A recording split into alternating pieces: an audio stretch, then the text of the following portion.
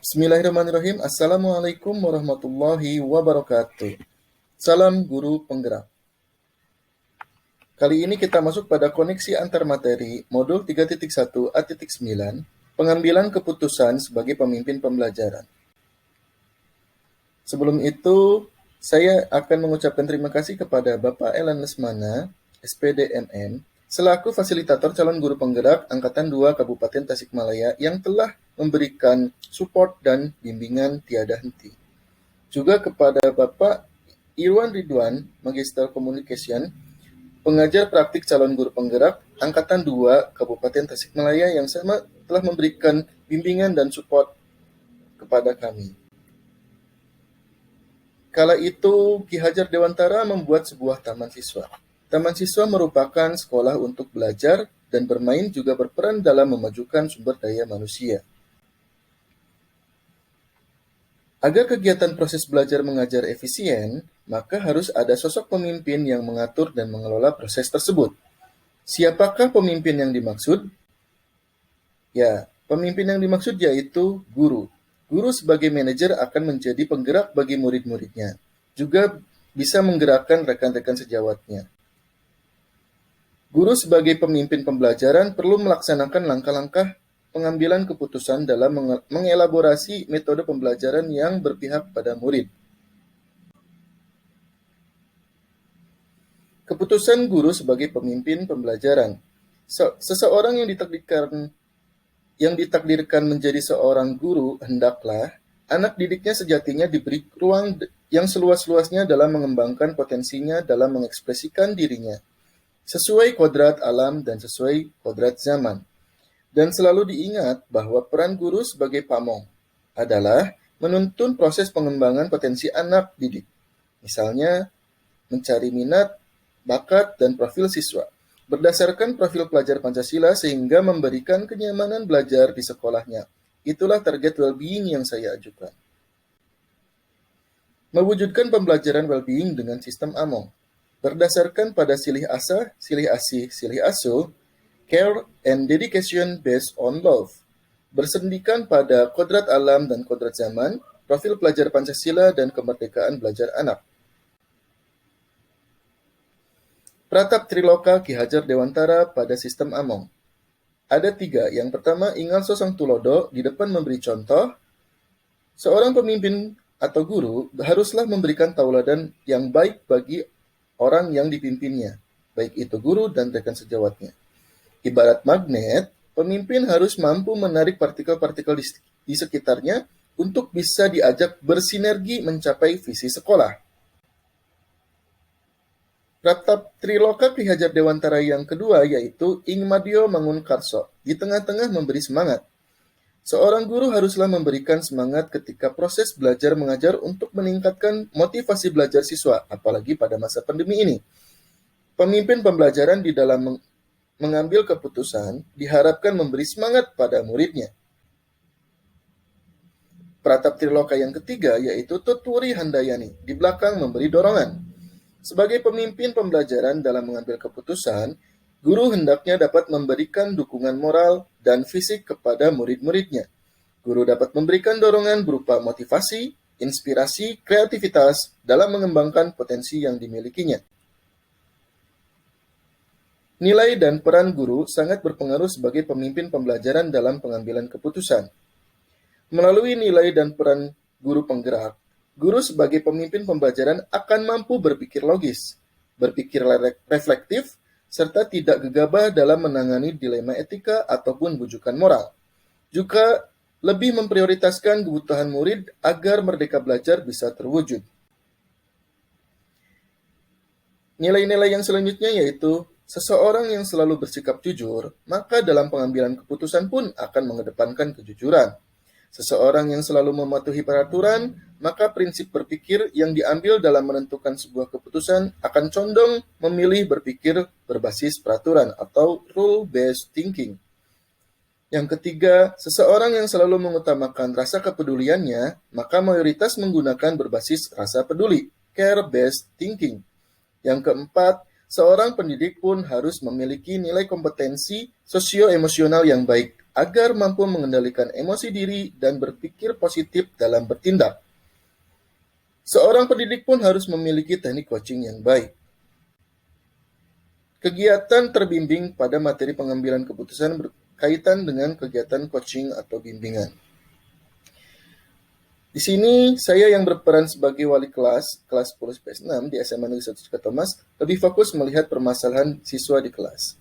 Dengan teknik coaching, saya bisa membantu menguraikan permasalahan siswa dengan solusi yang siswa berikan.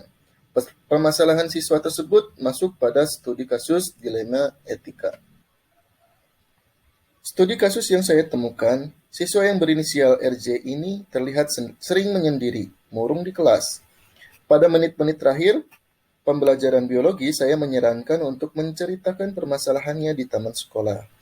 Hasil coaching yang didapat, ternyata siswa RJ ini ada masalah di rumahnya. Setelah ayahnya meninggal sebulan yang lalu, RJ menjadi tulang punggung keluarga, apalagi ibunya dipecat dari pekerjaannya. Dan juga meski membiayai ketiga adiknya sekolah, terlintas RJ ingin berhenti sekolah agar fokus untuk mencari uang. Memang coaching ini berakhir dengan menjadi konseling, karena saya tidak tega anak harus keluar dari sekolah, bukan karena kasus negatif. Dilema etika yang saya cuatkan di sini yaitu apakah saya harus membiarkan RJ berhenti sekolah atau saya pertahankan untuk sekolah. Dengan teknik coaching dan ilmu pengambilan keputusan, siswa RJ dan saya sepakat untuk menentukan solusi. Siswa RJ mesti harus lanjut sekolah. Dengan konsekuensi, RJ membagi waktu untuk bekerja dan menghasilkan uang untuk kebutuhan sehari-hari. Karena biaya di SMA Negeri 1 Cikatomas ini gratis, tidak sepeser pun dikeluarkan untuk SPP dan lainnya. Ditambah akan membagi waktu untuk belajar karena masa pandemi seperti ini. Belajar masa daring dan tatap muka pun belum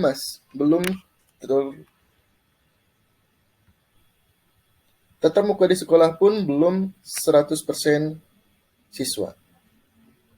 Masih per sesi, maka saya menyetujui keputusan siswa RJ tersebut. Ditambah, saya sebagai wali kelas akan menemui ibunya agar bisa semaksimal mungkin membantu adiknya, sehingga keputusan pada studi kasus yang saya kategorikan pada dilema etika ini terbantu dengan teknik coaching sesuai dengan modul 2. Perbedaan dilema etika dan bujukan moral. Dilema etika merupakan situasi yang terjadi ketika seseorang harus memilih antara dua pilihan, di mana kedua pilihan secara moral benar tetapi bertentangan. Sedangkan bujukan moral merupakan situasi yang terjadi ketika seseorang harus membuat keputusan antara benar atau salah.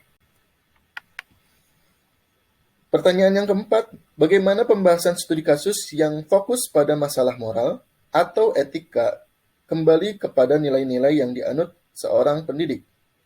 Jawabannya, nilai-nilai yang dimiliki pemimpin pembelajaran atau guru berpengaruh pada pembahasan studi kasus masalah moral dan dilema etika. Seorang pendidik harus memiliki nilai karakter yang baik, misalnya jujur, gotong royong, peduli, dan sebagainya. Juga harus memiliki kompetensi sosio-emosional yang baik, agar bisa menjadi manusia yang sosial dan mampu mengontrol emosi diri, juga menguasai teknik coaching dalam pengambilan keputusan agar menjadi satu kesatuan yang erat. Pertanyaan yang kelima, bagaimana pengambilan keputusan yang tepat tentunya berdampak pada terciptanya lingkungan yang positif, kondusif, aman, dan nyaman. Jawabannya, keputusan yang tepat tentu sangat diharapkan oleh semua orang dan akan dipandang baik oleh banyak orang. Dalam pengambilan keputusan yang tepat, seorang pemimpin perlu memahami 4 paradigma, 3 prinsip pengambilan keputusan, dan 9 langkah pengambilan keputusan. Pertanyaan yang keenam, apakah kesulitan-kesulitan di lingkungan Anda yang sulit dilaksanakan untuk menjalankan pengambilan keputusan terhadap kasus-kasus dilema etika ini? Apakah ini kembali ke masalah perubahan paradigma di lingkungan Anda? Jawaban saya, ada rasa pesimis keputusan yang kita ambil belum tentu diterima oleh banyak orang. Apalagi studi kasus dilema etika. Dengan paradigma rasa keadilan lawan rasa kasihan. Apalagi studi kasus itu dilanjutkan masuk ke halaman depan koran. Oleh karena itu, ini adalah sebuah konsekuensi. Akan tetapi harus melihat paradigma di lingkungan saya.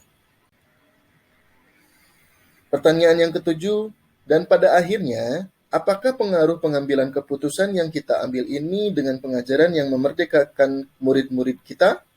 Jawabannya, pada akhirnya setelah mempelajari modul 3.1, pengambilan keputusan ini akan berdampak pada murid. Tidak hanya mempertimbangkan hari ini, juga akan berdampak pada masa depan anak. Dengan menuntun, mengayomi, serta melihat sesuatu yang berharga bagi siswa kita. Pendidik juga harus melihat kebahagiaan murid atau well-being. Pembelajaran yang bermakna akan tersimpan memori tersebut hingga masa nanti. Ada kesan tersendiri sehingga tujuan Merdeka Belajar bisa tercapai.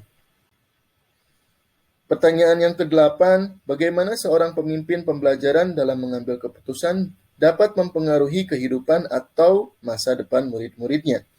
Jawabannya, apabila seseorang pemimpin pembelajaran tepat dalam mengambil keputusan, maka hal ini akan sangat berpengaruh terhadap kehidupan masa depan murid.